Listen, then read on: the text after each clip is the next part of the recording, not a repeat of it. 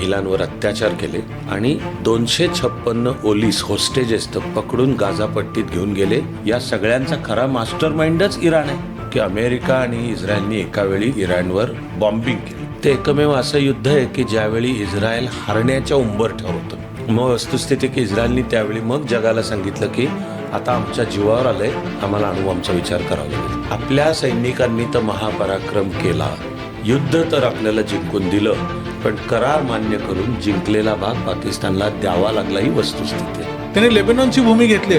ते म्हणतात आमचे सैनिक इथं बफर म्हणून राहतील तुमच्याच जमिनीवरती. आता पण त्या युद्धाच्या पहिल्या दिवशी इस्रायलच्या एअरफोर्सनी सर्व अरब देशांचे सर्व एअरफोर्स जमिनीवरच उद्ध्वस्त केले.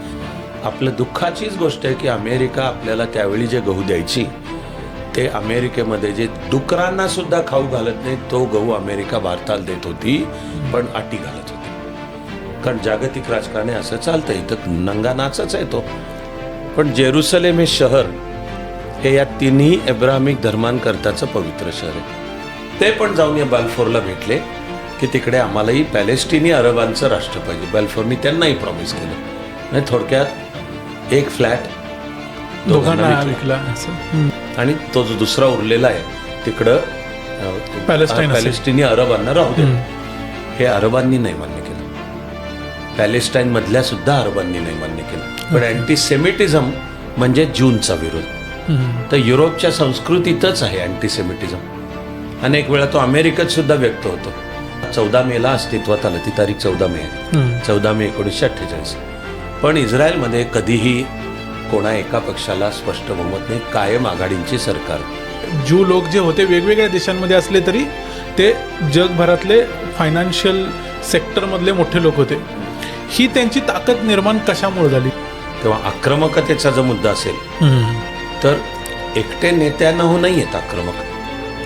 मग बेन गुरियन पण आक्रमकच होता की ज्याच्यात भारताने पाकिस्तानला ठोकलाय. आपलं सैन्य लाहोरच्या सीमेपर्यंत पोहोचलं होतं आणि भारतावर पण प्रेशर आणणं चालू केलं की तुम्ही रशियाचं तेल घ्यायचं नाही. आजच्या तारखेला आता जगाची स्थिती 1974च्या ऑइल शॉक पेक्षा गंभीर आहे.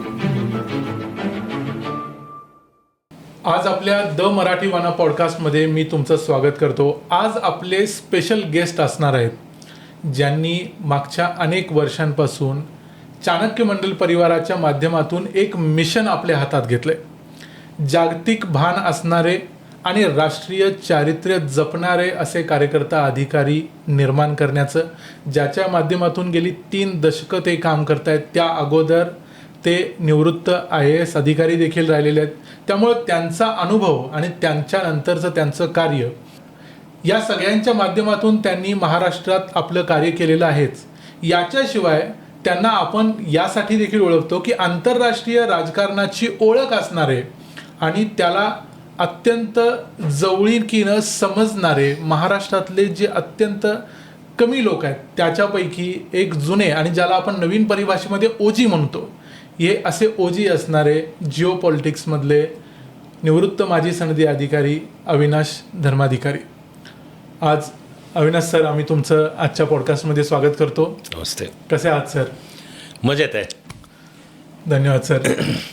आपल्या आजूबाजूला आत्ताचं जे जागतिक वातावरण आहे हे जर बघितलं तर अगदी पंतप्रधानांना देखील आता लोकांना आवाहन करावं लागलं की या सगळ्या गोष्टी कमी करा किंवा गोल्ड वापरू नका, क्रूड ऑइलचा भार कमी करा. एकूणच जागतिक परिस्थिती बघितली तर मागच्या कितीतरी वर्षांमध्ये असं दिसलं नव्हतं चित्र, असं एकूणच आता दिसतंय. याच्यातून काय अर्थ घेऊ शकतो? म्हणजे पुढचं भविष्य, येणाऱ्या किमान थोड्या काळासाठीचं भविष्य कसं असणार आहे, असं एक तुम्हाला काय वाटतं याबद्दल? आहे हा चालू काळ निश्चितपणे आपल्या प्रत्येकाच्या वैयक्तिक जीवनापासून ते देश म्हणून भारत आणि सर्व विश्व याच्यासाठीचा निश्चितपणे अत्यंत काळजीचा कालखंड आहे. मी त्या काळजीच्या कालखंडाचे असे 2-3 लँडमार्क टप्पे सांगतो. एक आहे 22 फेब्रुवारी 2022ला रशियाने युक्रेनवर हल्ला चढवला. समजा आपल्याला कोणाला इकडे बसून कोणाला जर असं वाटलं की ते तिकडे कुठेतरी घडते तर मी म्हणणार फार मोठा गैरसमज आहे. तर रशिया युक्रेन युद्धाचे सुद्धा थेट भारतावर देश म्हणून आणि आपल्या वैयक्तिक जीवनावर सुद्धा परिणाम असतात. उदाहरणार्थ युक्रेन जगाचं गव्हाचं कोठार म्हणून ओळखलं जातं आणि युद्धामुळे जर जगाच्या वेगवेगळ्या भागांना जे गहू पुरवायला पाहिजे ते पुरवू शकण्याच्या युक्रेनच्या क्षमतेवरच विपरीत परिणाम होतो. एवढंच नाही आहे तर मानवाच्या इतिहासात पूर्वी कधीही नव्हतं एवढं आता जग एकत्र आलेलं आहे, एकत्र गुंफलं गेलेलं आहे. अरे तसा त्याला इंग्लिश शब्द इंटरडिपेंडंट, ते एकमेकावर अवलंबून आहे, इंटरलिंक, ते एकमेकाशी जुळलेलं आहे. अगदी 1991 नंतर तर सगळ्या जगाची अर्थव्यवस्थासुद्धा एकत्र गुंफलेली आहे. तेव्हा यातल्या कुठल्या भागाला जर काही मोडतोड झाली तर उरलेल्या सर्व भागावर त्याचे परिणाम होतात. हे सुद्धा काहीसं सोप्याच शब्दात सांगायचं तर मग ज्याला फार छान योग्य शब्द आहे पुरवठा साखळ्या, सप्लाय चेन्स. तर रशिया युक्रेन युद्धामुळे त्या सप्लाय चेन्स तुटतात. पुढचा लँडमार्क टप्पा मग 7 ऑक्टोबर 2023. त्या सकाळी एवढं सावध असलेलं इस्रायल हे राष्ट्र की ज्याची ख्याती आहे अगदी त्याच्या गुप्तहेर संघटना, त्याचं सैन्य, राष्ट्र म्हणून त्याची असलेली शक्ती आणि शत्रू काही करेल याची वाट पाहत न थांबता ते करायच्या आधी जाऊन इस्रायल ठोकतो. इतकं सगळं असून 7 ऑक्टोबर 2023च्या सकाळी हे राष्ट्र सर्वस्वी बेसावध सापडलं आणि हमासनी त्या सकाळी चढवलेला जो भयानक हल्ला आहे, एका सकाळी हमासनी सुमारे 1,500 निरपराध इस्रायली नागरिकांना मारलं, महिलांवर अत्याचार केले आणि 256 ओलीस होस्टेजेस तर पकडून गाझापट्टीत घेऊन गेले बोलणी करायला की आता हे हवे असले तर आमच्या अमुक ऐका. इस्रायल गप्प बसून ऐकणार नाही, इस्रायलने ठोकणं चालू केलं उलटं. पण आपण तिथपासून पाहतो की त्याची जी व्याप्ती वाढत गेली की इस्रायलनी गाझापट्टीमध्ये हमास आहे, पण मग हमासला मदत करण्याकरता तो एक वेळची योजनाच होती की इस्रायलच्या उत्तरेला लेबनॉन देश आहे, तिथली हिजबुल्ला ही संघटना, त्याने पण इस्रायलला रॉकेट्स टाकणं चालू केलं. इस्रायलने लेबनॉनला ठोकणं चालू केलं. शेजारचा सिरिया, तिथे गंभीर प्रश्न आहेत. तिथे 23मध्ये जी राजवट होती ती तशी इस्रायल विरोधी राजवट होती, नंतर राजवटीतच बदल झाला. या सगळ्यांचा खरा मास्टर माइंडच इराण आहे की हमासला रॉकेट्स पुरवणे, पैसा देणे, तळ मिळवून देणे, प्रशिक्षण घेणे, या सगळ्यामध्ये वाटा इराणचा आहे. आणि मग तो चॅप्टर सगळ्यात गंभीर बनला एक गेल्या वर्षी 2025. 12 दिवस आहे ते युद्ध, जून 2025मध्ये 12 दिवसांचं, की अमेरिका आणि इस्रायलनी एका वेळी इराणवर बॉम्बिंग केलं. आता तेवढ्यावर थांबलं नाही, मग एक गंभीर युद्ध चालू झालं 28 फेब्रुवारीपासून, की ज्या सकाळी त्यांनी तेहरानमध्ये एका वास्तूवर बॉम्बिंग करून, पण निम्म सरकार त्यांचं बसल्या जागी, स्वतः अयातुल्ला खामेनेई सकट इराणच्या सरकारमधले निम्मे तर मारलेच गेले. मग आता त्याचा परिणाम जे इराणमधनं जगाचा तेलाचा व्यापार ज्या खाडीतून चालतो, इंग्लिश नावे पर्शियन गल्फ, ती पूर्ण खाडी आणि ती अरेबियन उपसागराला जी मिळते, जो हिंद महासागराचा भाग आहे, त्याला मिळण्यापूर्वी एका ठिकाणी आधी अशी खूप निमुळती होत येते, ती फक्त 23 किलोमीटर येते अंतर. पण जगाचा तेलाचा व्यापार चालतो ना तिथनं. आणि मग ते सौदी अरेबिया असू दे, UAE, हे जे 6 आहेत वेगवेगळे राज्य, ती एकत्र येऊन युनायटेड अरब एमिरेट, किंवा मग ओमान आहे, असं ते सगळं अडतं. मग होर्मुजवर इराणनी ताबा मिळवला, पाण सुरुंग पेरले तिथे की इथनं वाहतूक चालू नाही देणार. मग आता हा जो बुद्धिबळाचा युद्धशास्त्रातला डाव चालतो, त्याच्यात अमेरिकेने इराणवर मात करायला आम्ही तुमची होर्मुजची खाडी पण आम्ही ब्लॉक करतो. पण मग त्या सगळ्याचा परिणाम जगाच्या तेलाच्या व्यापारावर होतो. आजचं एक सत्य आहे की आपल्या वैयक्तिक आयुष्यापासनं मी म्हणालो तसं भारत देश हे सारं विश्वचं ऊर्जेचं मुख्य साधनच तेल आहे. मग तेलाचे भाव वाढले तर, एक तेलाचे भाव वाढले तर जीवनाच्या सर्व क्षेत्रात सर्व गोष्टींचे भाव वाढतात. तर जागतिक राजकारणाची जी आत्ताची स्थिती आहे की चीनशी तर भारताचं वैर आहेच, जमेल तेवढं चीनला भारताला कॉर्नर करायचं आहे. आता एक दुसरा प्रश्न असा की इराणची जी भीती आहे की इस्रायल आमचा शत्रू आहे. आता इराणमध्ये लहान मुलांना सुद्धा शाळेत शिकवलं जातं की इस्रायल मुर्दाबाद, अमेरिका मुर्दाबाद. इराणची भीती किती खरी आहे? कारण इस्रायल इराणला संपवण्यासाठी बसलाय अशी एक भावना इराणमध्ये आहे. दुसऱ्या बाजूला इस्रायलला असं वाटतं की इराणनं जर अण्वस्त्र बनवली तर ती कधी ना कधी जूनच्या या एकमेव देशावरती पडू शकतात आणि कदाचित ज्या सगळ्या संघर्षातून हे राष्ट्र उभं राहिले, हे राष्ट्र संपेल की काय, त्यांची जी भीती आहे ही भीती कितपत खरी आहे? आणि सगळ्यात महत्त्वाचं म्हणजे किती वर्षापासून ही जी इस्रायलची त्यांची मागणी होती आणि ते कसेपर्यंत इथंपर्यंत पोचले, हे थोडासा याचा एक मला एक इंटरेस्टिंग किस्सेमध्ये सांगा हे सगळं. कारण खूप हजारो वर्षांपासून त्यांनी हा देश मिळवला आणि आज त्यांना भीती वाटते की हा एक इराण आमच्या देशाला संपवू शकतो. मी मगाशी पहिले म्हटलं ते एक इस्लामच्या मूलतत्वांमध्ये एक जूनच्या बद्दलचा द्वेष आहे सैद्धांतिक पातळीलाच. अगदीच संबंध ज्या काळात इस्लाम निर्माण झाला तेव्हा स्वतः पैगंबरांच्या काही ज्या लढाया झाल्यात, तर असंही दाखवायला जागा आहे की स्वतः पैगंबरांनी ज्यूंना संरक्षण पण दिलं होतं, पण लढाया पण झाल्यात की ज्याच्यामध्ये सरसकट कत्तली पण झाल्यात. हे मूळच्या धर्मातल्या तत्वातलं. काळाच्या ओघात पुढे त्याला अनेक तऱ्हांचा आधुनिकसुद्धा आकार येतो. मी थोड्या वेळापूर्वी जो एक मुद्दा म्हणत होतो की इस्लामिक क्रांती झाल्यानंतरच्या इराणमधला नेता, मग तो त्यांच्या इस्लामिक राज्यघटनेनुसारचा राष्ट्राध्यक्ष असू द्या, तो अयातुल्ला, किंवा सरकार चालवणारा म्हणजे पंतप्रधान, हे आठवड्यात 3दा जर म्हणतात की आम्हाला इस्रायल खतमच करायचं आहे किंवा इस्रायलचे अण्वस्त्र तयार होण्याचा जो कार्यक्रम आहे तो करण्यामध्ये जाहीर बोलतात. नेते म्हणजे कोणतरी गावातला कोणीतरी माथे फिरू बोलला असा नाही त्याचा अर्थ. राजवटीचा प्रमुख म्हणतोय की आमची एकदा अण्वस्त्र तयार होऊ देत, 3 अण्वस्त्र पुरतील पृथ्वीच्या पाठीवरनं इस्रायल खतम करायला. यातून ते इस्रायलला, आता तुम्ही जे म्हणताय त्यातलं की हेच सगळ्यातलं मूळ कुठे आहे, तर मी जो एक सैद्धांतिक आधी सांगितला, जरा त्या मुद्द्यावर खोल जायचं झालं तर ज्या धर्मपंथांना एब्राहमिक धर्मपंथ नाव आहे, संकल्पना आहे की ते जो कोणी मूळचा एक एब्राहम हा प्राचीन मेसोपोटामिया संस्कृती म्हणजे आत्ताचा इराक आणि तिथल्या बॅबिलॉन ते आत्ताच्या बगदादच्या जवळच आहे हे प्राचीन ऐतिहासिक शहर.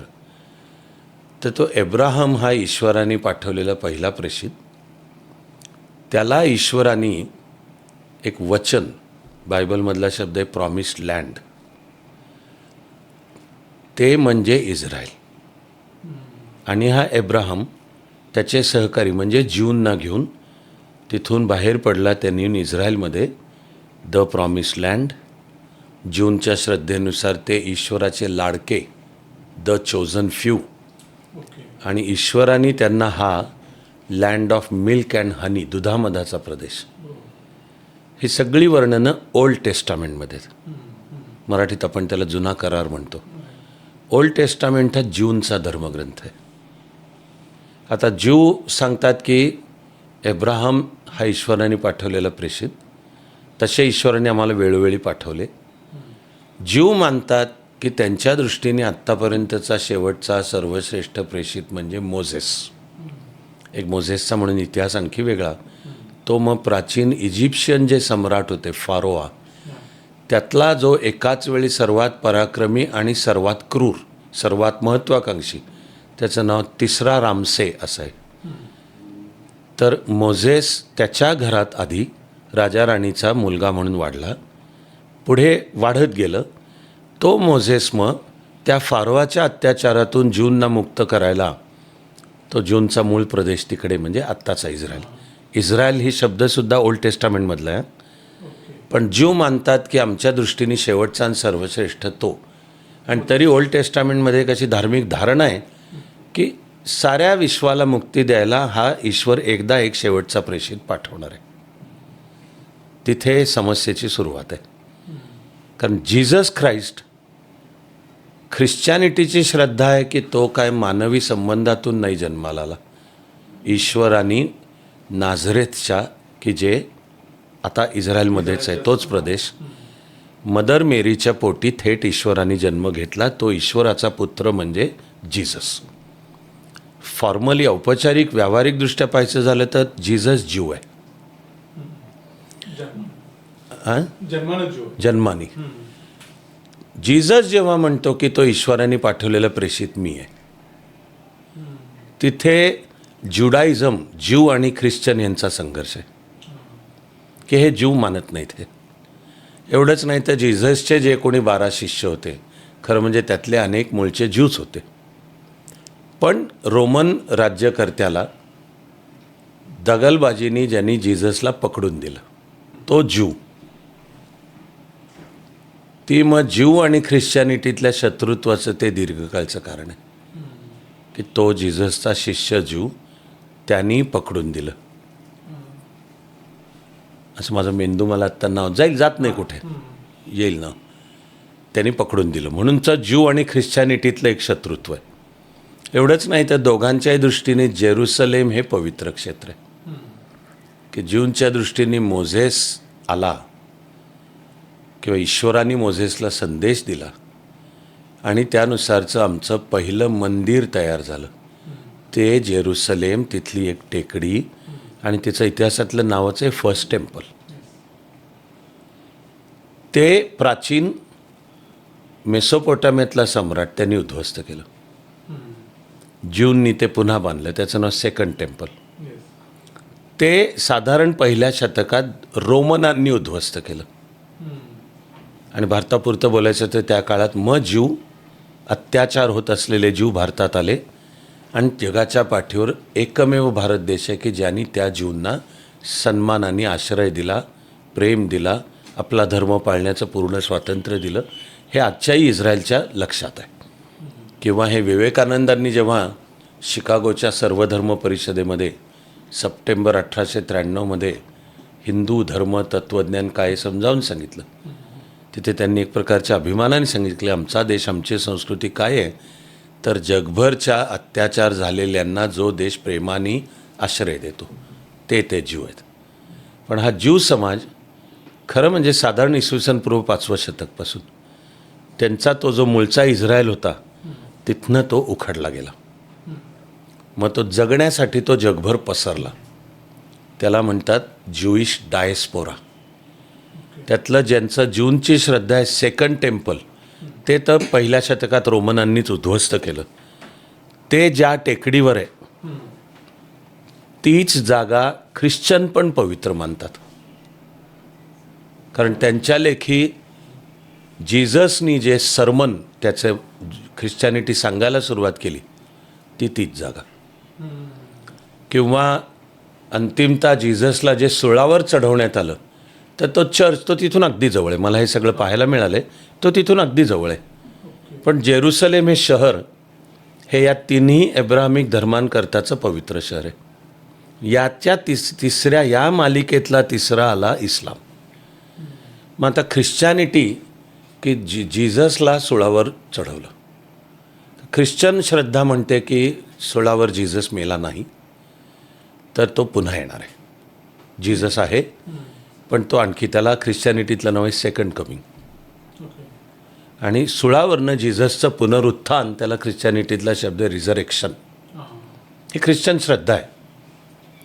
7व्या शतकात महम्मद पैगंबरांनी म्हणणं चालू केलं की तो जो ईश्वराचा शेवटचा आणि सर्वश्रेष्ठ प्रेषित येणार आहे तो मी आहे.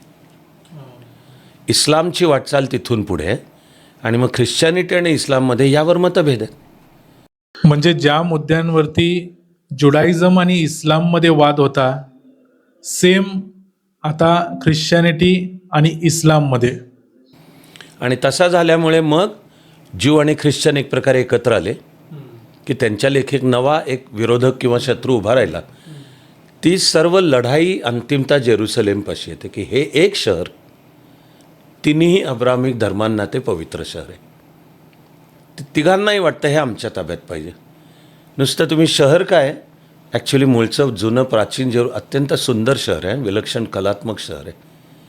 पण त्या सगळ्यांना ते आपलं तीर्थक्षेत्रही वाटतं. मी म्हणतो जी आपली भावना, जर काशी हे पवित्र तीर्थक्षेत्र आहे, अयोध्या पवित्र तीर्थक्षेत्र आहे, मथुरा पवित्र, तसं सर्व हे तिन्ही अब्राहमिक धर्मांना जेरुसलेम सर्वात पवित्र आहे. मग त्याचं रूपांतर पुढे राजकारण आणि युद्धात होतं की जेरुसलेमवर ताबा कोणाचा.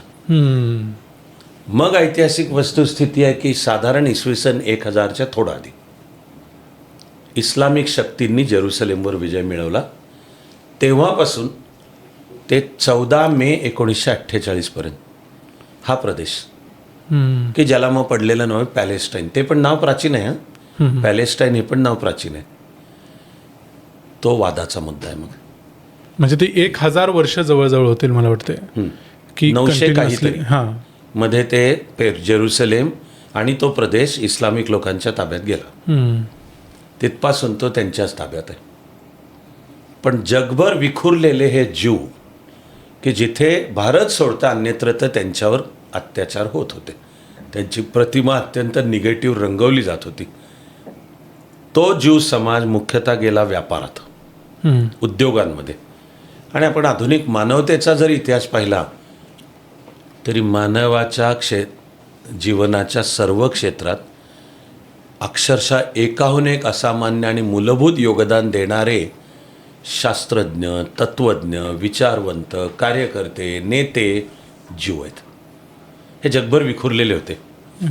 पण व्यापाराच्या द्वारा फायनान्स, वित्ताची त्यांची ताकद होती.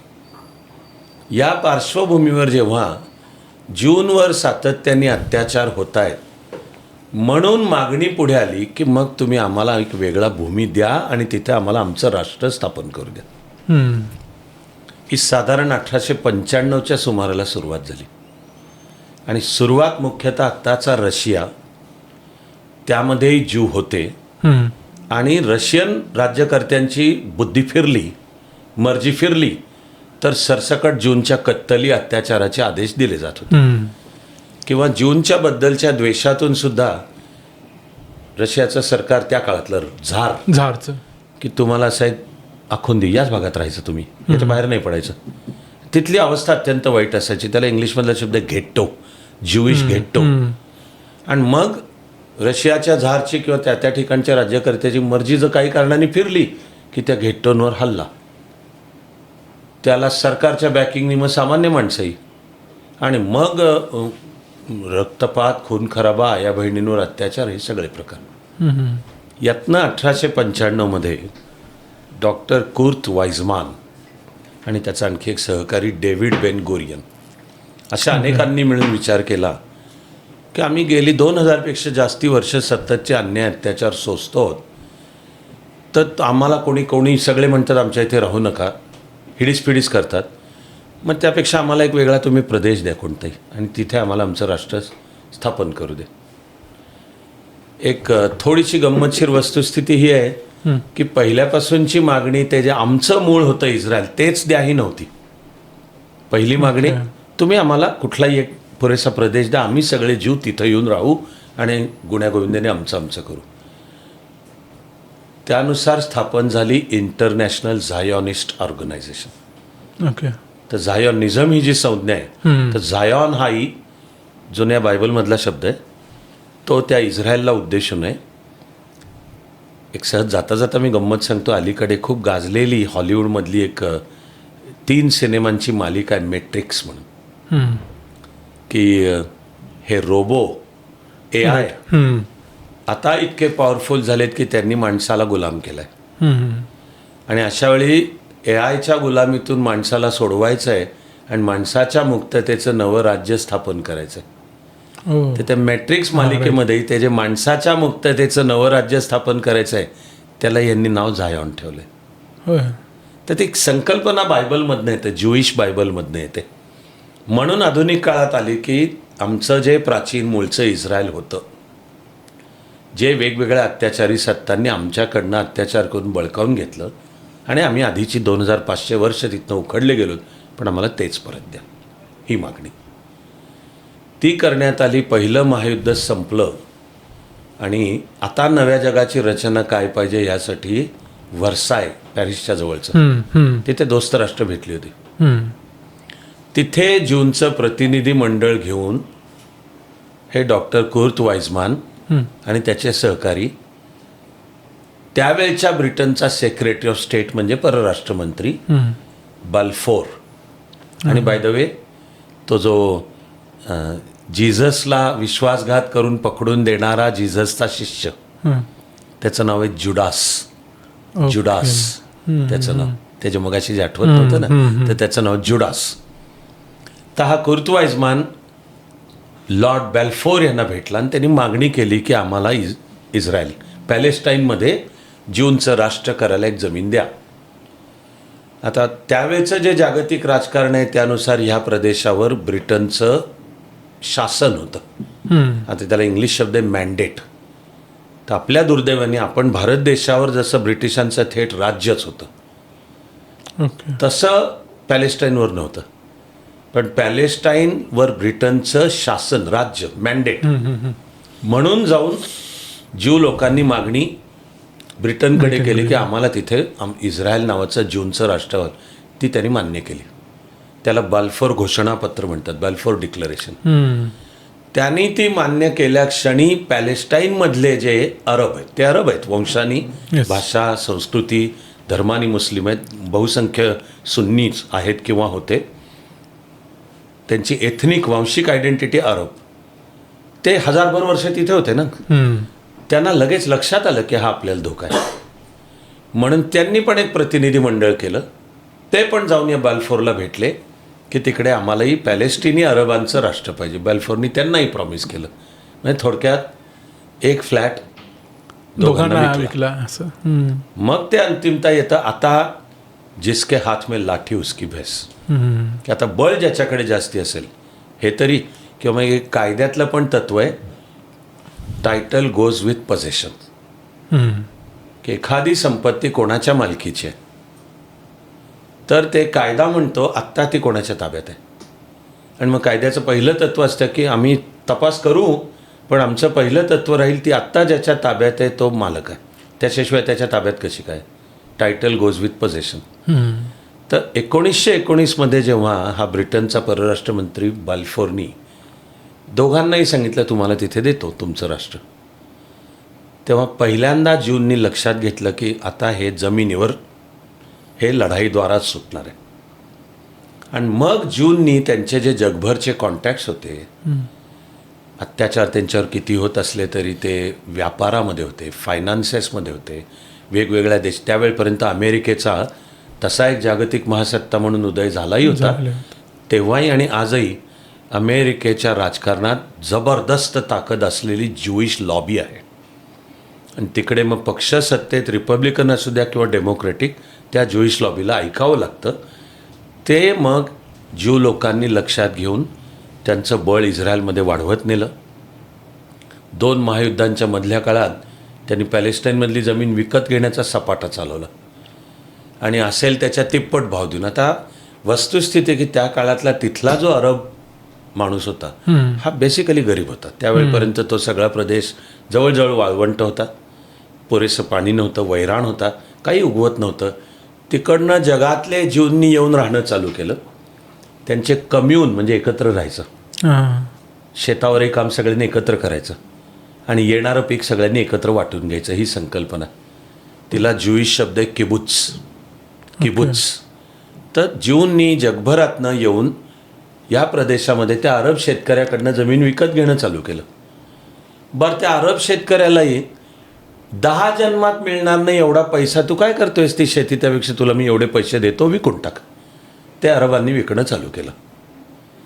त्यांना लक्षात येईपर्यंत उशीर झालेलाच होता. त्यांना आलं एका वेळी लक्षात की ह्या तऱ्हेने सगळी जमीन ज्यूंच्या ताब्यात जाते आणि उद्या हे जर घडलं तर आपल्यालाच इथनं मग सोडून काढलं जाईल, असं आलं त्यांच्या लक्षात. पण एक वस्तुस्थिती आहे की त्यावेळेपर्यंत उशीर झालेला होता. बरं, आता याच्यात आणखी महाभयानक घटना म्हणजे हिटलरनी दुसऱ्या महायुद्धाच्या काळात केलेल्या ज्यूंच्या कत्तली. ते जवळजवळ 60 लाख ज्यूंना हिटलरनी मारलं. एक दुर्दैव आहे की वस्तुस्थिती आहे की जगातल्या ज्या इस्लामिक शक्ती आहेत त्यांच्यातल्या जीवद्वेषापायी त्या अनेकांना हिटलर त्यांचा हिरो वाटतो. इराण सकट यांनी ज्यूंची कत्तल केली, हा आमचा हिरो आहे. आणि मग इराणनी सुद्धा आधुनिक काळातल्या राजकारणात जो जीवद्वेष चालवला तो दिसून येतो. पण हिटलरच्या त्या भयानक कत्तलीमुळेच ज्यू लोकांना त्यांचं वेगळं राष्ट्र द्या या मागणीला दुसऱ्या महायुद्धानंतर बळ आलं. आणि मग दुसऱ्या महिन्यानंतर जे युनायटेड नेशन्स घडलं त्याचं 5 सदस्यांची सिक्युरिटी काउन्सिल झाली ज्याच्यात सोव्हिएट रशिया होता.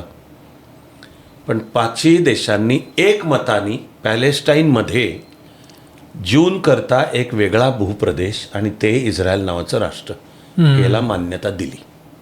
म्हणजे परत एकदा ते जे तुम्ही म्हणाला प्रॉमिस्ड लँड तिथंच आले ते शेवटी दिली. तो युनायटेड नेशन्सचा ठराव पण आहे 29 नोव्हेंबर 1947. आणि त्या मूळच्या ठरावात सुद्धा हा जो काही पॅलेस्टाईन हा प्रदेश आहे तर आता इथे 2 राज्य तयार होतील.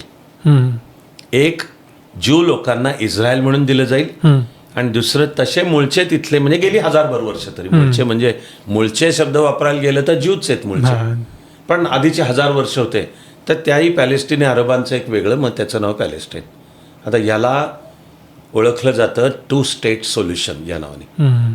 तर प्रारंभापासून आहे ते 2 स्टेट सोल्युशन आहे. मग आता यातली पुन्हा वस्तुस्थिती ही आहे की हा ठराव युनायटेड नेशन सुरक्षा परिषदेने जेव्हा मान्य केला 29 नोव्हेंबर 1947 पहिल्यांदा तो इस्रायल ज्यूंनी स्वीकारला, मान्य केला की ह्या पॅलेस्टाईनचा हा एवढा भाग छोटा आहे तो खूप, एवढ्यावर तुम्ही आम्हाला परवानगी द्याल आम्ही करतो. आणि तो जो दुसरा उरलेला आहे तिकडं पॅलेस्टिनी अरबांना राहू देत. हे अरबांनी नाही मान्य केलं, पॅलेस्टाईनमधल्या सुद्धा अरबांनी नाही मान्य केलं.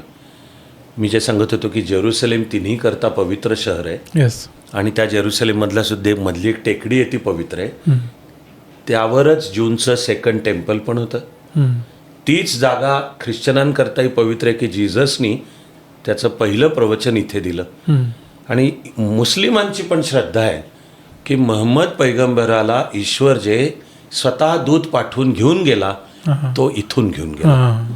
आज तिथे अल अक्सा या नावाची मशीद आहे आणि जगातल्या मुस्लिमांची श्रद्धा आहे की त्या अल अक्साच्या मध्ये खडक आहे, त्याला डोम ऑफ द रॉक असंच त्या मशिदीला इंग्लिश नाव आहे.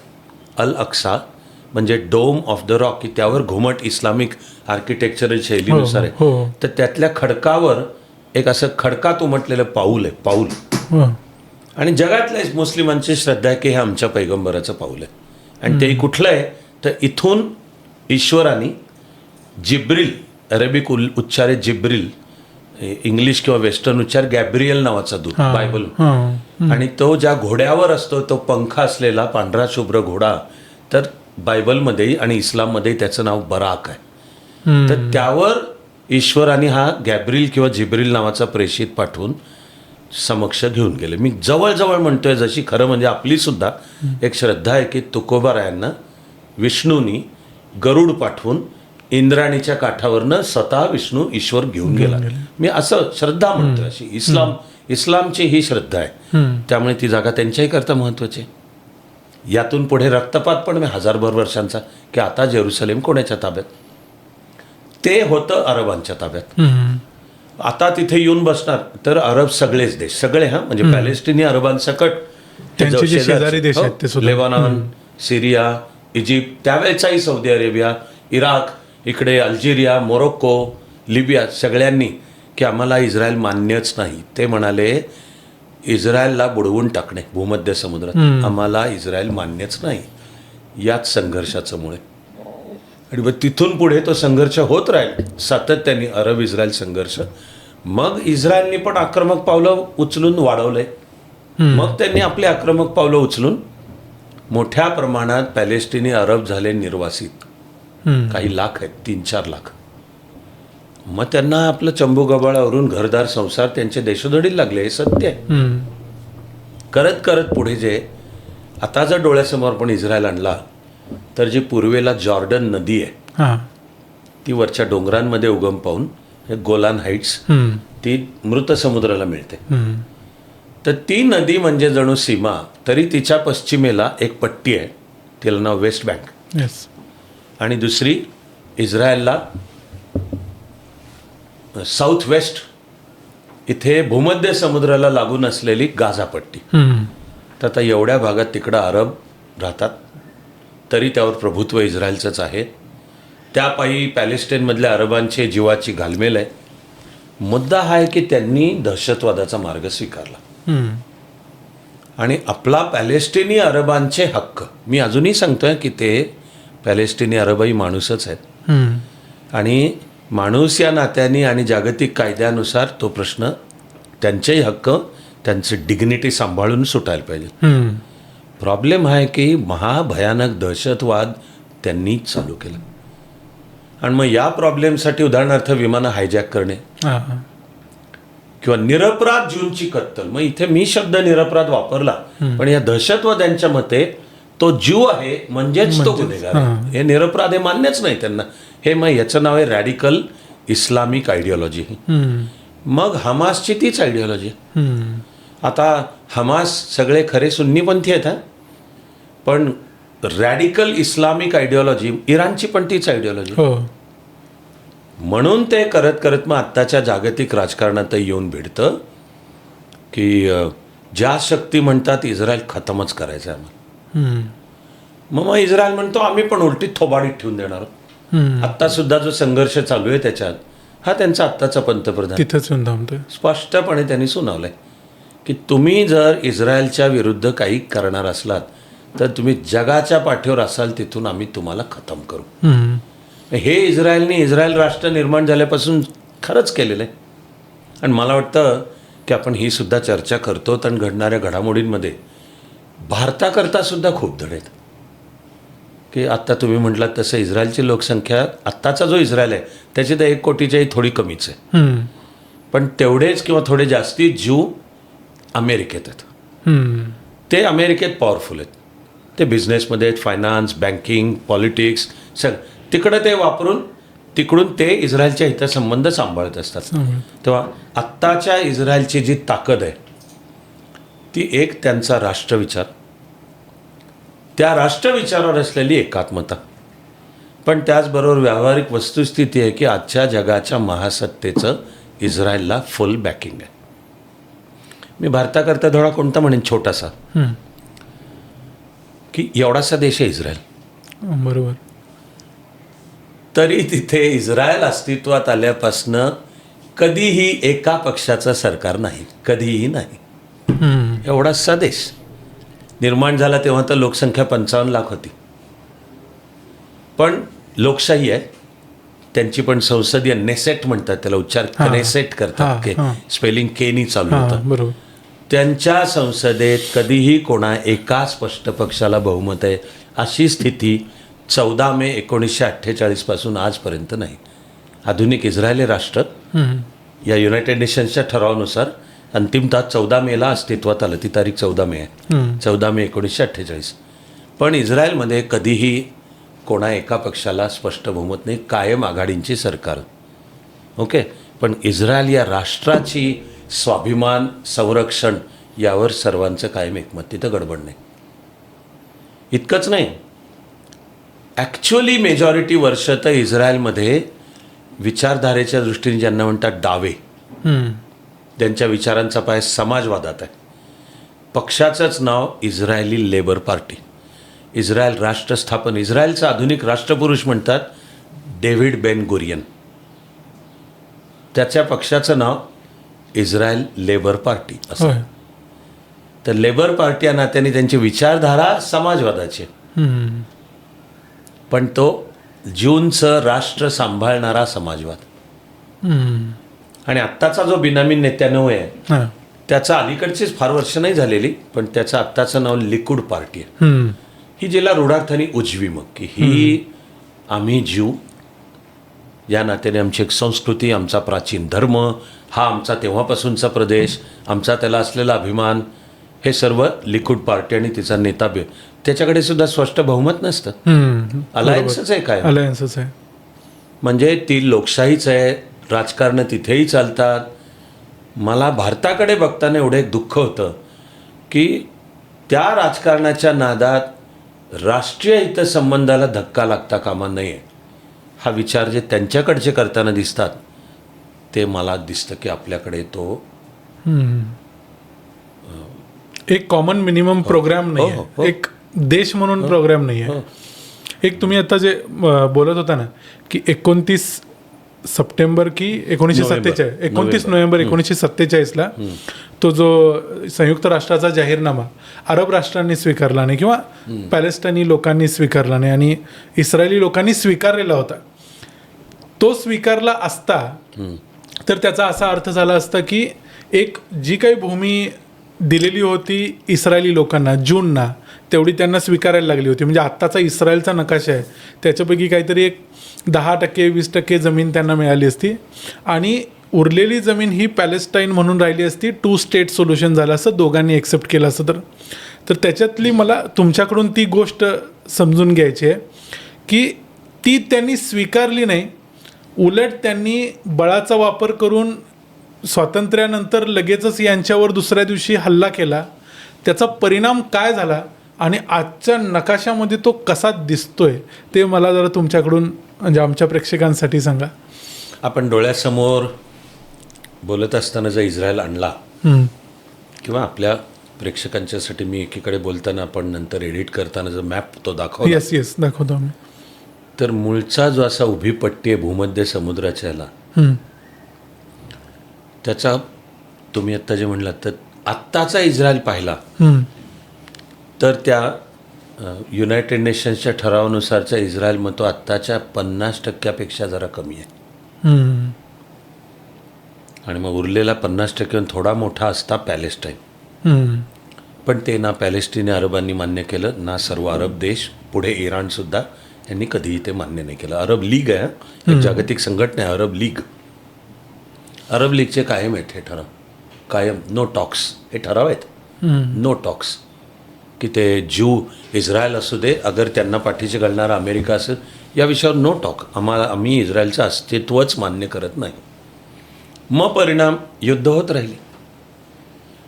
ऐन इस्रायल स्थापन होतानाच अरब इस्रायल युद्ध झाले. 48 मेचा महिना, मे महिना 48. तरी त्याच्या ज्यूंनी सगळ्या अरबांचा सपाटून पराभव केला. 1948 मधल्या त्या युद्धात त्यावेळच्या इजिप्तकडनं लढणारा त्यावेळच्या कर्नल पदावर असलेला गामल अब्दुल नासर, त्याच्या युनिटनी इस्रायली आर्मीचा समर्थपणे सामना केला होता. पण तेवढं सोडता बाकी अरबांचा पराभव आहे. नासरनी ते केल्यामुळे क्रमाक्रमाने नासरचा उदय झाला इजिप्तचा एक हिरो म्हणून. त्या नासरनी पुढे अरब जगताला नेतृत्व देऊन तो कर्तबगार आहे हेही सांगतो. नासर एक कर्तबगार नेता आहे. त्यांनी अरबांना एकत्र आणून इस्रायल विरुद्ध प्रयत्न केला, तो झाला नाही, तो फसला. 1956 एकदा इस्रायलनी ब्रिटन आणि फ्रान्सच्या मदतीने येऊन अचानक इजिप्तवर हल्ला चढवला. परत मी म्हणतो डोळ्यासमोर जर आणला पण की भूमध्य समुद्र, त्यातून 1869 तयार झालेला सुएझ कॅनॉल तो आणून जोडतो लाल समुद्राला, रेड सी. तर रेड सी असा येतो मग अरेबियन सीला मिळतो. बरोबर. तर सुएझ कॅनॉलच्या इकडे म्हणजे पश्चिम आणि दक्षिणेला इजिप्त आहे. सुएझ कॅनॉलच्या इकडे म्हणजे उत्तर आणि पूर्वेलाही आहे तो मूळचा इजिप्त आहे. ते वाळवंट आहे, त्याचं नाव निगेवचं वाळवंट. पण पुढच्या युद्धांमध्ये इस्रायलनी क्रमाक्रमाने सगळं मिळवून ताब्यात घेतलं. पॅलेस्टाईन करता सुद्धा जो प्रदेश ठेवला होता तो कमी करत नेला ज्यूंनी. मग त्याला शब्द घुसखोरी वापरायचाच, पण त्यांनी ते करत क्रमाक्रमाने पॅलेस्टाईन जेवढी युद्ध करत गेले प्रत्येक युद्धात काहीतरी काढून घेतलं. हो. जसं मी ऐकलं की ती वेस्ट बँक आहे ती सुद्धा त्यांच्याकडे नव्हती पहिला, इस्रायलकडे. ती त्यांनी जॉर्डननं त्यांच्यावर हल्ला केला, त्यांनी वेस्ट बँक काढून घेतली, युद्ध संपवलं. म्हणजे प्रत्येक युद्धातून तो एक पॉवरफुल होत चाललेला देश आहे आणि ते त्याच्यात कंटिन्युअसली दिसतंय. म्हणजे आत्तापर्यंत आत्तासुद्धा जे युद्ध चालू आहे त्यांचं लेबनॉन बरोबर, इस्पेशली तिथल्या हेजबोल्ला बरोबर, त्यांनी लेबनॉनची भूमी घेतली आहे. ते म्हणतात आमचे सैनिक इथं बफर म्हणून राहतील तुमच्याच जमिनीवरती. आता म्हणजे ही इकडे 1 मिनिटात येतो. हां हां करेक्ट हा जो तुम्ही मुद्दा म्हणताय की इस्रायलचं अस्तित्वच मान्य नाही आणि आम्ही इस्रायल खतमच करणार आहे म्हणून जे अरब लढत राहिले आणि हरत राहिले आणि मग दरवेळी मग इस्रायलनी जमीन आणि भूप्रदेश ताब्यात मिळवणं चालू केलं. तर एकेवेळी ते 1967चं त्याला म्हणतात 6 डे वॉर. ते जून महिन्यात 2 जून ते 7 जून 6 दिवसात. पण त्या युद्धाच्या पहिल्या दिवशी इस्रायलच्या एअरफोर्सनी सर्व अरब देशांचे सर्व एअरफोर्स जमिनीवरच उद्ध्वस्त केले. म्हणजे एकही अरब विमान फायटर विमान आकाशातच उडू शकलं नाही पहिलाच दिवस. आणि मग उरलेल्या काळामध्ये इस्रायलने भुईसपाट मग 67मध्ये इस्रायलने अख्खं जेरुसलेम पण ताब्यात मिळवलं. अन्यथा तिथपर्यंत जेरुसलेमवर राज्य जॉर्डनचं होतं. ओके, म्हणजे तो त्यांच्या वाटणीला आलेला नव्हता. नव्हतं, मूळचा नव्हता, मिळवला. ही जी तुम्ही म्हणताय ते वेस्ट बँक ते 67मध्येच आहे. 67 गोलन हाईट्स म्हणजे आपण लेबनॉनकडे अर्ध्या मिनिटात येऊ. उत्तरेला एक पहाडी प्रदेश आहे, त्याचं नाव गोलन हाईट्स. ते सिरियाकडे होते. ओके, 67 इस्रायलने ते मिळवले. इजिप्तवर सुद्धा जो हल्ला केला तो पार सुएज कॅनॉलपर्यंतचं सगळं निगेवचं वाळवंट ताब्यात घेतलं. एकूण पुढे खूप गुंतागुंतीच आहे निगोसिएशन्स किंवा राजकीय गतिविधी. मुद्दा हा आहे की 1978मध्ये अंतिमतः इजिप्तचा त्यावेळचा नेता डॉक्टर अनवर सादात यांनी तो पहिला अरब देश निघाला की इस्रायलला मान्यता दिली राष्ट्र म्हणून. तो अमेरिकेचा त्यावेळचा राष्ट्राध्यक्ष जिमी कार्टर च्या नेतृत्वाखाली घडून आलेला कॅम्प डेव्हिड करार असं त्याचं नाव आहे. कॅम्प डेव्हिड हे अमेरिकन राष्ट्राध्यक्षाचा सुट्टी हॉलिडे रिसॉर्ट आहे. DC वॉशिंग्टन DCच्या जवळच आहे. पण कार्टरनी पुढाकार घेऊन इस्रायल आणि इजिप्तला एकत्र आणलं आणि हा करार घडवला. त्यावेळी इस्रायलनी नेगेवचं वाळवंट इजिप्तला परत दिलं. असे काही पुढे काही घडलेले आहेत. पण गोलन हाईट्स काही कोणाला परत द्यायची भाषाही नाही आहे. किंवा आत्ताचा संदर्भ की उत्तरेच्या लेबनॉनमध्ये हिजबुल्ला ही इस्लामिक दहशतवादी संघटनाची प्रचंड पॉवरफुल आहे. ती शियापंथी आहे आणि तिला इराणचं बॅकिंग आहे. येस. तर पुन्हा लेबनॉन जो छोटासा देश, मला वाटतं की आपण भारतीयांनाही त्यातसुद्धा शिकण्याजोगं खूप आहे. 50 वर्षापूर्वी लेबनॉन जगाच्या पाठीवरचा एक अत्यंत सुंदर देश होता. लेबनॉनची राजधानी बैरूट. तर बैरूटची ख्याती होती पॅरिस ऑफ द ईस्ट, पूर्वेकडचं पॅरिस. काय अर्थाने की पॅरिस हे एक जगातलं अत्यंत सुंदर, आणि ते आहे मलाही पाहायला मिळालं. मी सांगतोय की कमालीचं सुंदर शहर, अत्यंत कलात्मक शहर. बैरूटची ख्याती होती पॅरिस ऑफ द ईस्ट. लेबनॉनच्या लोकसंख्येमध्ये मुस्लिम आणि ख्रिश्चन साधारण समसमान होते. म्हणून दुसऱ्या महायुद्धानंतर जो लेबनॉनचा एक पॉलिटिकल फॉर्म्युला ठरला की सत्ता शेअर करायची मुस्लिम आणि ख्रिश्चनांनी समसमान. उदाहरणार्थ जर राष्ट्रपती मुस्लिम असेल तर पंतप्रधान ख्रिश्चन असेल, पंतप्रधान ख्रिश्चन असेल तर, आणि कॅबिनेटसुद्धा असं सगळं. हां, पुढे लेबनॉनमधली इस्लामिक आक्रमकता वाढत गेली. त्यातून 15 वर्षाचा एक कालावधी आहे लेबनॉनमध्ये फुल स्केल सिव्हिल वॉर चालू होतं. रक्तपात, खून खराबा चालू होतं. 15 वर्ष. हां, 15 वर्ष गृहयुद्ध. लेबनॉन देशच उद्ध्वस्त झाला. आणि या वाढत्या इस्लामिक आक्रमकतेमुळे लेबनॉनमधल्या ख्रिश्चन फॅमिलीजनी आपापल्या पातळीला चंबूगबाळावरून कुठे जाऊ शकले तिकडे गेले. परिणामी लेबनॉनच्या लोकसंख्येचा समतोल बदलला. हे रॅडिकल इस्लामिक बहुसंख्याक झाले. ते जेवढे वाढत गेले तेवढं त्यांचं आक्रमकता वाढत गेली. आता हिजबुल्लाचंच राज्य आहे. सरकार आहे बरं का तिथे वेगळं. ॲक्च्युली त्या सरकारचं इस्रायलशी सहकार्य असतं, पण वस्तुस्थिती की जमिनीवर त्यांचं काही चालत नाही. हिजबुल्ला पॉवरफुल आहे. मग मी जे म्हणतो की इस्रायल सांगता हो की आम्ही ठोकतो. मग जर तुम्ही अगदी बरोबर मुद्दा म्हणलात की आपण जर डोळ्यासमोर लेबनॉन आणला तर बैरूट सकट लेबनॉनभर हिजबुल्लाचे तळ आहेत. पण ते जास्ती जो साऊथ लेबनॉन दक्षिणेकडे, तो म्हणजे जो इस्रायलशी जुळतो भौगोलिकदृष्ट्या, तर ती लिटनी नावाची नदी आहे. लिटनीच्या दक्षिणेकडे प्रदेश खरा कायद्याने लेबनॉनचाच, पण त्या भागात हिजबुल्लाचे तळ आहेत. आणि मग तिथून त्यांना तेल अवीव जवळ पडतं. रॉकेट जरी पाठवायचं तर तेल अवीव, किंवा छुपे असे दहशतवादी घुसवायचे, किंवा हमासचं सुद्धा जे तंत्र टनेल्स, भुयारं बांधली आणि गाझापट्टीतनं खालनं भुयारातनं इस्रायलमध्ये यायचं, दहशतवादी कृत्य करायचं आणि काही पकडले जायचे, पुन्हा भुयारातनं गुल. हे सगळं हिजबुल्लाही करतं. इस्रायल म्हणतं आम्ही ठोकतो. मग आत्ताच्या तारखेला चालू आहे ते की इस्रायल लेबनॉनला सांगताय त्या लिटनी रिव्हर नदीपर्यंतचा प्रदेशावर राज्य आमचं राहील, पकड आमची राहील. हा तो आत्ताचा चालू असलेला मुद्दा. म्हणजे तेच प्रत्येक युद्धानंतर, म्हणजे आत्तापर्यंत जेव्हापासून इस्रायल जन्मला आहे तेव्हापासून आत्तापर्यंत प्रत्येक युद्धानंतर Israel is more powerful than earlier, हे दिसत गेले. याच्यामध्ये एक तुम्ही पण म्हणाला की फायनान्सेसवरती इस्रायलची पकड होती कायम, किंवा अगोदरच्या ज्यू लोक जे होते वेगवेगळ्या देशांमध्ये असले तरी ते जगभरातले फायनान्शियल सेक्टरमधले मोठे लोक होते. ही त्यांची ताकद निर्माण कशामुळे झाली, म्हणजे त्यांनाच कसं काय हे जमलं? कारण बाकीचे धर्मीय लोकसुद्धा होते, पण अजूनसुद्धा आपण म्हणतो की गोल्डमन सॅक्ससारख्या बँका त्यांच्याच ताब्यात आहेत. तर हे कुठनं ताकद आली त्यांच्याकडं?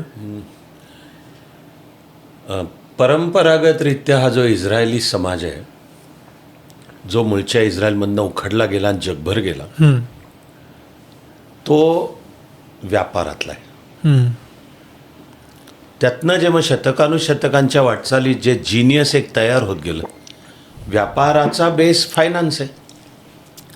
त्यामुळे आधुनिक काळात सुद्धा तिकडे येताना मग आता एकेवेळी ज्यूंची प्रतिमाही काहीशी निगेटिव्ह आहे म्हणा, किंवा रंगवली गेली की हे पैशा करता हे किती कंजूस असतात, हे कसं लुटतात, हे कसं काहीशी, मी नावं घेत नाही, पण भारतीय समाज व्यवस्थेतही व्यापारामध्ये जो समाज आहे त्यांच्याबद्दल वेगवेगळ्या भाषांमध्ये मराठी सकट निगेटिव्ह म्हणी आहेत.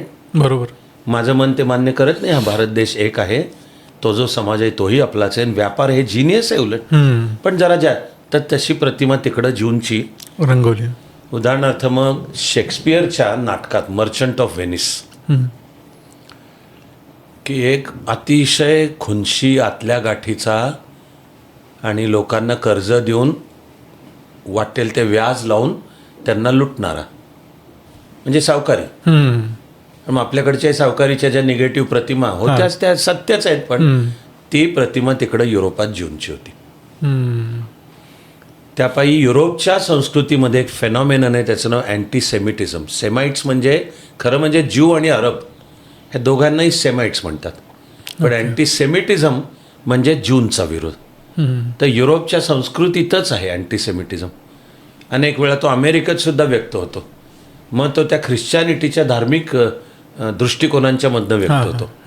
पण एक ज्यूंची एक प्रकारची निगेटिव्ह प्रतिमा, पण तिच्या मागचं एक ऐतिहासिक कारण ते मुख्यतः व्यापारातले होते. पण मी मगाशी म्हणलो तसं विचारधारा, संस्कृती, संगीत, तत्त्वज्ञान सगळ्यामध्ये ज्यूंचा मोठ्या प्रमाणात आहे. आता पार समाजवादी विचाराचा जो निःसंशयरित्या सर्वश्रेष्ठ विचारवंत कार्ल मार्क्स ज्यू आहे. होय. रशियामध्ये जी क्रांती घडली लेनिनच्या नेतृत्वाखाली, आता नेता लेनिन जरूर होता, पण जमिनीवर ज्यांनी ती क्रांती प्रत्यक्ष यशस्वी केली, लिओ ट्रॉट्स्की नाव त्याचं, बरोबर, ज्यू आहे तो.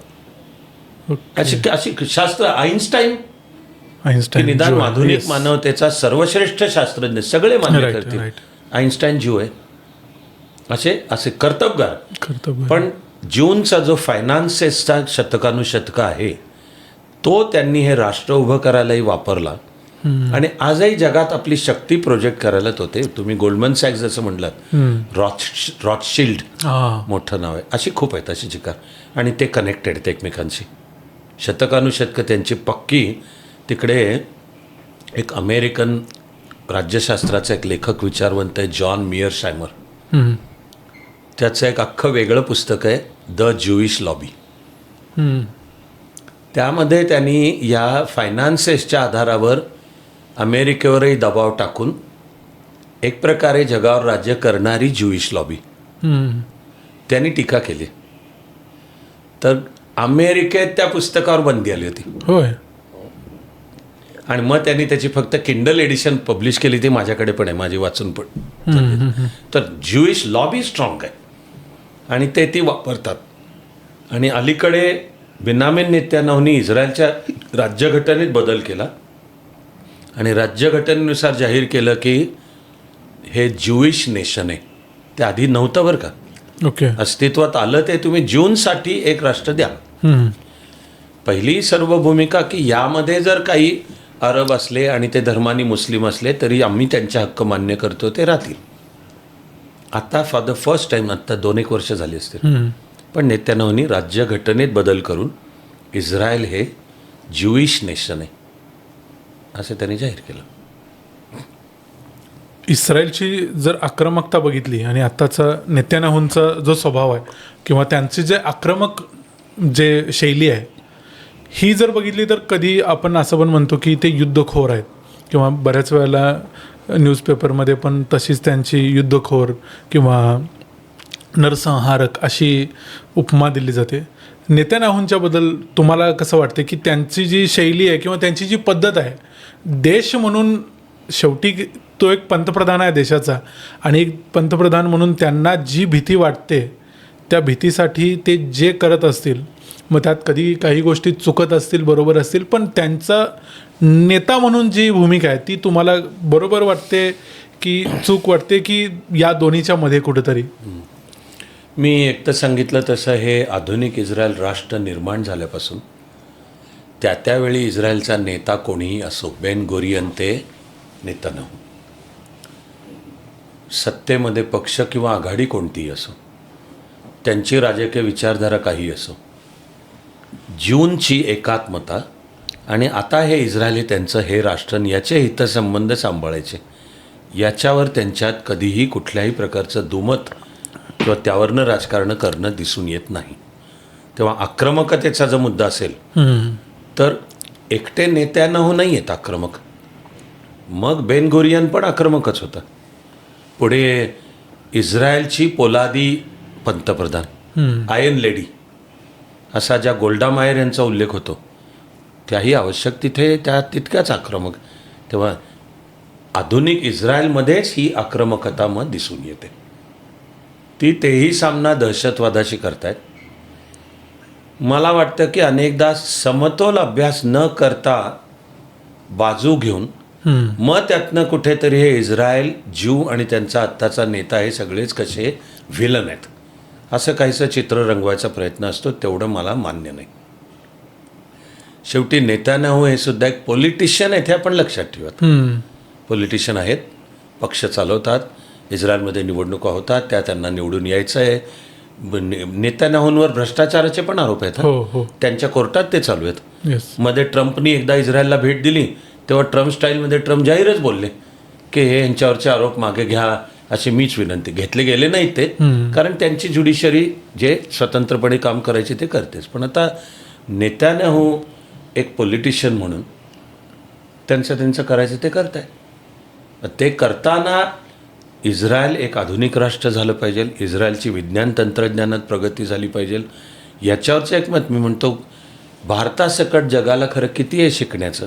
थोड्या वेळापूर्वी मी सांगितलं की तिकडं इस्रायल स्थापन व्हायच्या आधी हा जो प्रदेश आहे तो वैराण प्रदेश होता, रखरखीत वाळवंट. आणि आजही भौगोलिकदृष्ट्या फार मोठा प्रदेश वाळवंटच आहे बरं का. वस्तुस्थिती आहे की प्यायला पाणी नाही माणसाला असा तो प्रदेश, तो इस्रायलनी हिरवागार करून टाकला. शेती,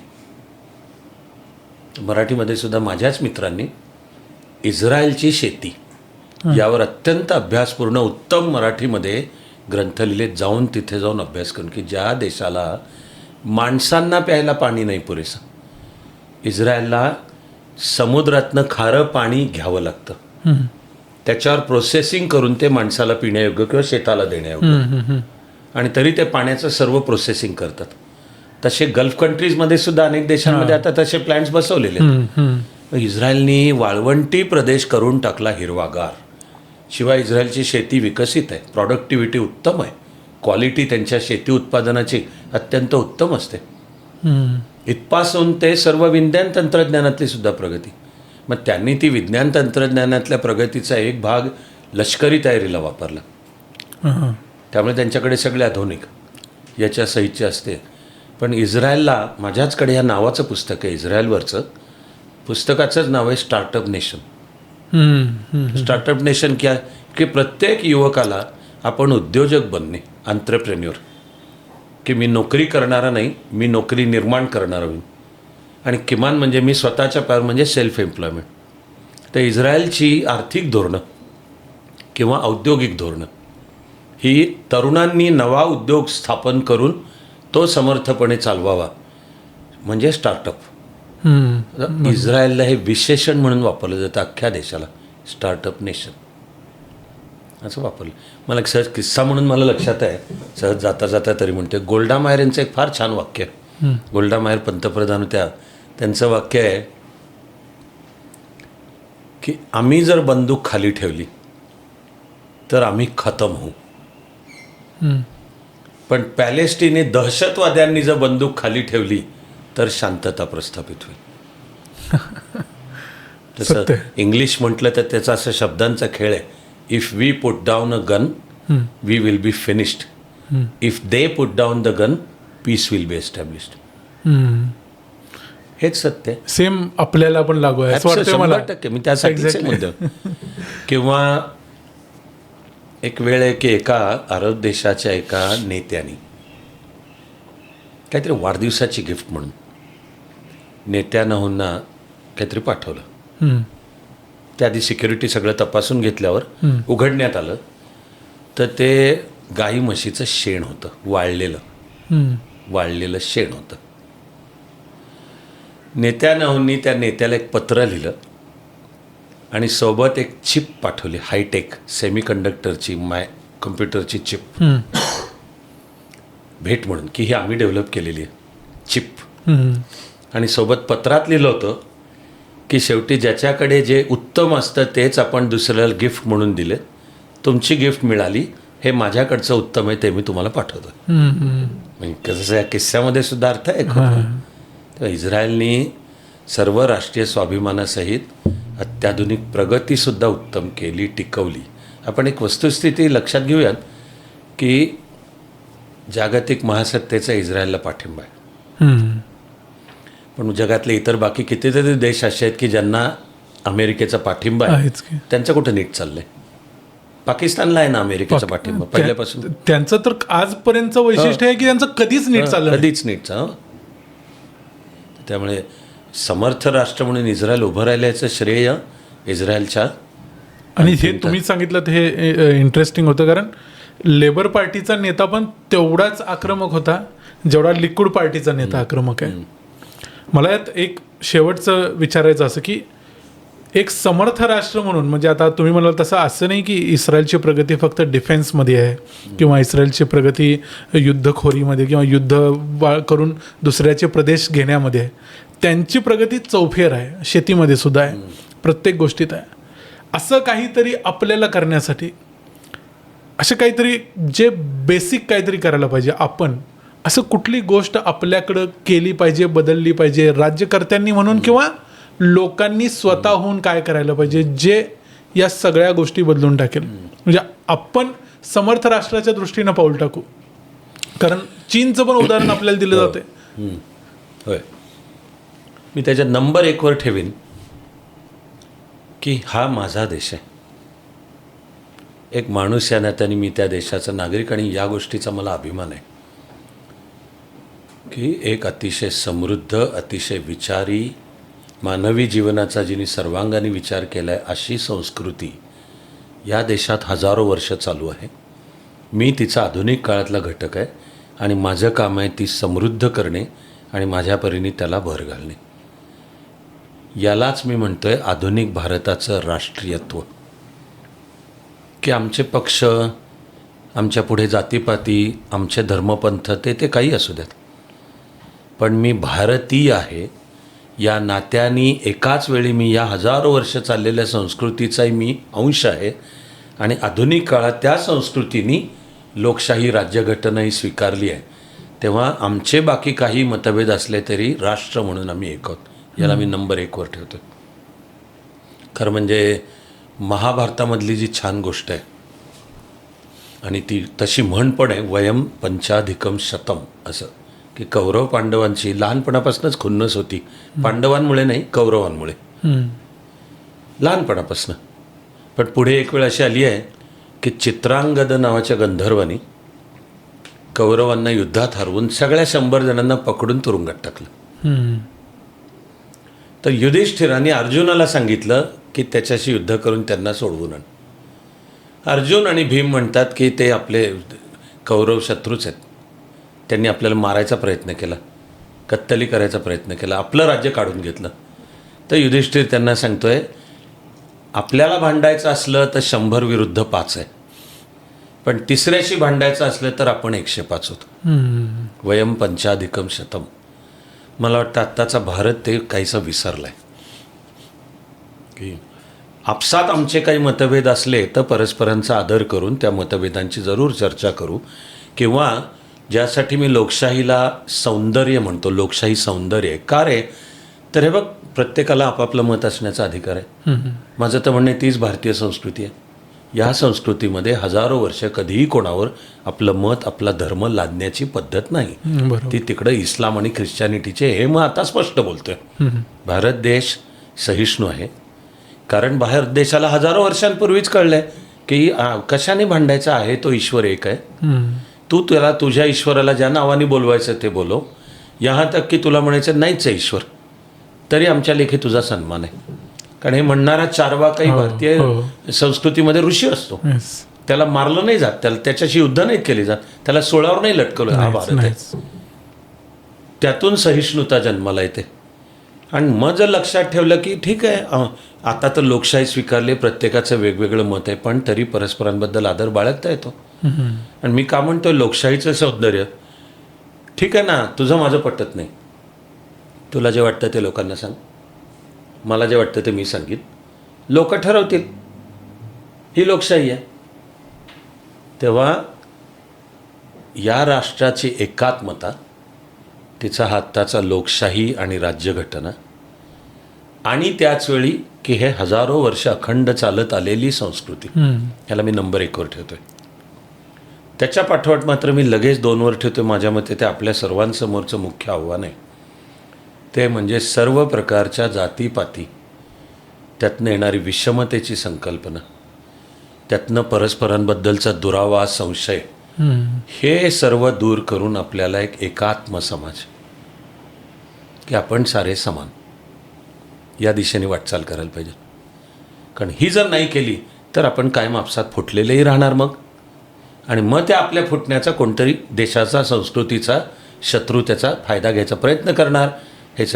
आणि तरी मी म्हणतोय यासाठी नाही मुख्य मी खरंच सांगतोय की माणूस समान आहेच मूळ. त्या माणसातल्या विषमता, फूट पाडणाऱ्या उच्च नीचतेच्या कल्पना, हा कोणतरी विशिष्ट अमुक त्याचा आडनाव आहे म्हणून तो श्रेष्ठ आहे, तमुक, गैरच आहे, चूकच आहे, बदललंच पाहिजे हे सर्व. ही जी राष्ट्राची नवी जडणघडण, असा एक एकात्म समाज. त्याचबरोबरीने मग आता आपल्याला पाहिजे सर्व अत्याधुनिक, आणि ते सुद्धा नुसतं पाश्चात्य त्याचा अभ्यास करतायत आणि आम्ही तो स्वीकारतोय नको. आपल्याला आपल्या स्वतंत्र बुद्धीने ज्ञान विज्ञानाच्या सर्व क्षेत्रांचा अभ्यास करून नवी निर्मिती करता आली पाहिजे. हे मी सारांश रूपाने म्हणेन की व्यक्ती म्हणून आपल्यापासून ते सरकार नावाच्या व्यवस्थेपर्यंत सर्वांचं समर्थ भारत उभं राहण्यासाठीचं हे काम आहे.